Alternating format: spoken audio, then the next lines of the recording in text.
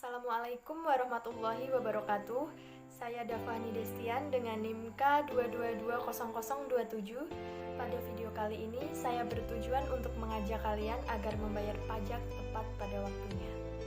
Namun sebelumnya saya akan membahas secara umum ketentuan perpajakan, yaitu yang pertama tentang pengertian perpajakan, yang kedua adalah jenis-jenis perpajakan yang dipungut oleh pemerintah, kemudian yang ketiga adalah kontribusi pajak bagi masyarakat dan bagi negara.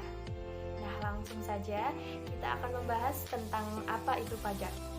Sebenarnya timbul pertanyaan bagi kita, apa sih manfaatnya membayar pajak?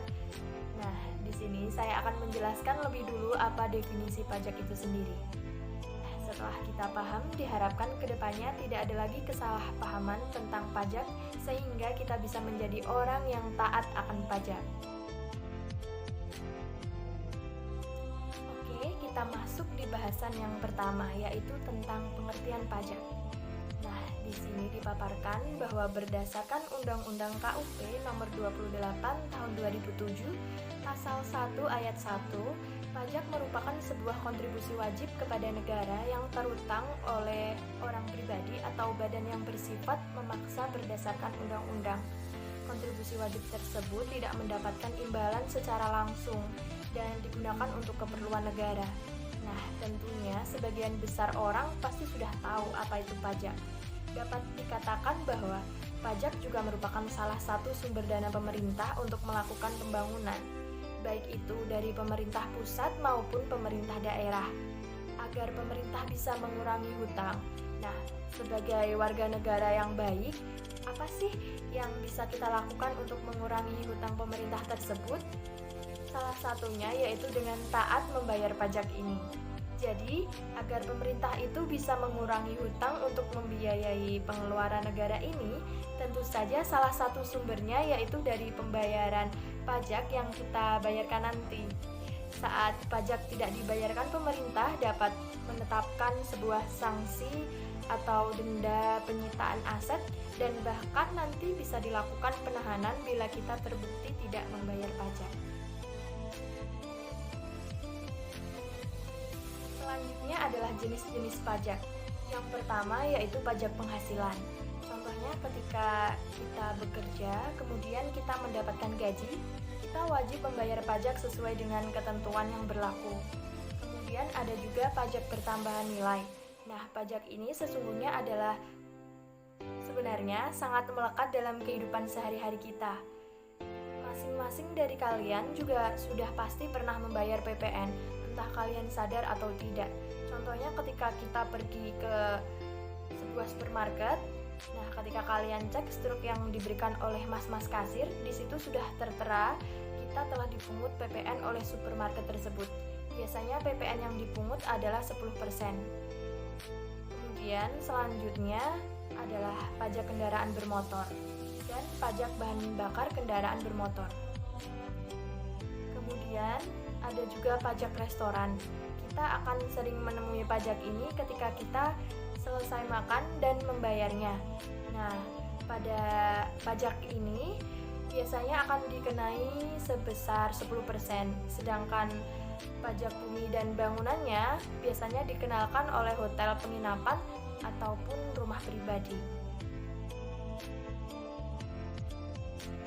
Dalam pembahasan selanjutnya, jenis-jenis pajak yang dipungut pemerintah dapat digolongkan berdasarkan sifat instansi pemungut dan objek pajak. Nah, di sini dipaparkan bahwa jenis-jenis pajak yang dipungut pemerintah itu yang pertama berdasarkan sifatnya dapat digolongkan menjadi pajak langsung dan pajak tidak langsung. Kemudian yang kedua berdasarkan pemungutnya, dipungut oleh pemerintah pusat dan dipungut oleh pemerintah daerah. Kemudian berdasarkan objek dan subjeknya dibedakan menjadi pajak subjektif dan pajak objektif. Kemudian kita masuk di fungsi-fungsi pajak. Yang pertama itu adalah fungsi budgeter atau fungsi anggaran. Nah, di sini pajak merupakan sumber pemasukan keuangan negara dengan cara mengumpulkan dana atau uang dari wajib pajak ke kas negara. Tujuannya adalah untuk membiayai pembangunan nasional atau pengeluaran negara lainnya sehingga dapat dikatakan bahwa fungsi pajak merupakan sumber pendapatan negara yang memiliki tujuan untuk menyeimbangkan antara pengeluaran negara dengan pendapatan negara. Yang kedua adalah fungsi regulasi atau fungsi mengatur. Di sini dipaparkan bahwa pajak merupakan alat untuk melaksanakan atau mengatur kebijakan negara dalam hal sosial dan ekonomi. Nah, fungsi mengatur atau regulasi ini antara lain pajak dapat digunakan untuk menghambat laju inflasi pajak dan digunakan sebagai alat untuk mendorong kegiatan ekspor seperti pajak ekspor. Dan selain itu, pajak dapat memberikan proteksi atau perlindungan terhadap barang produksi dari dalam negeri, dan pajak juga dapat mengatur serta menarik investasi modal yang membantu perekonomian agar semakin produktif. Lalu yang ketiga adalah fungsi distribusi atau fungsi pemerataan. Berarti pajak dapat digunakan untuk menyesuaikan dan menyeimbangkan rencana pembagian pendapatan dengan kesejahteraan masyarakat. Lalu yang terakhir adalah fungsi stabilisasi. Nah, pajak ini dapat digunakan untuk menstabilkan kondisi perekonomian.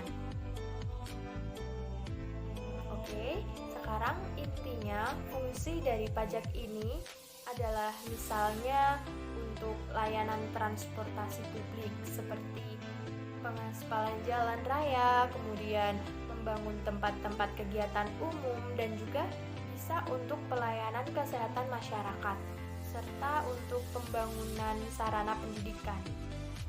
Maka dari itu, saya mengajak kalian sebagai masyarakat agar taat membayar pajak karena pajak itu penting untuk dana pembangunan negara, yang ujungnya juga untuk meningkatkan kesejahteraan bangsa Indonesia.